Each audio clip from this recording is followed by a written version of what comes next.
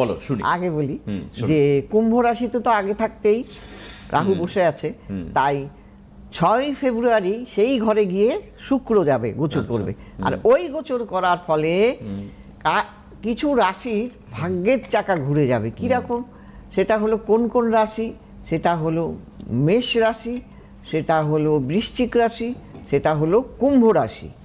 এইবার এই আমি বললাম বলে ঘুরে যাবে, কারণ তোমার সেই গ্রহটাও কিন্তু বারবার আমি প্রত্যেক দিনই বলি শুভ থাকতে হবে।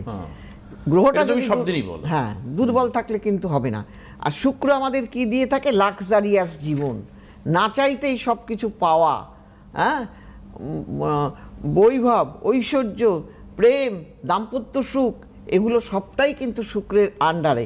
কাজেই সেই শুক্র যদি ভালো ফল দেয় তাহলে আপনার কোনোটারই অভাব হবে না। কাজেই মেষ রাশিতে এখন 7.5 চলছে প্রথম ভাগ, তথাপিও তাদের ক্ষেত্রেও কিন্তু নানা রকম সুবিধা তারা পাবে। আর্থিক সুবিধা পাবে, তাদের কর্মের সুবিধা পাবে, গাড়ি বাড়ির সুবিধা পাবে। তেমনি বৃশ্চিক রাশিও তাই।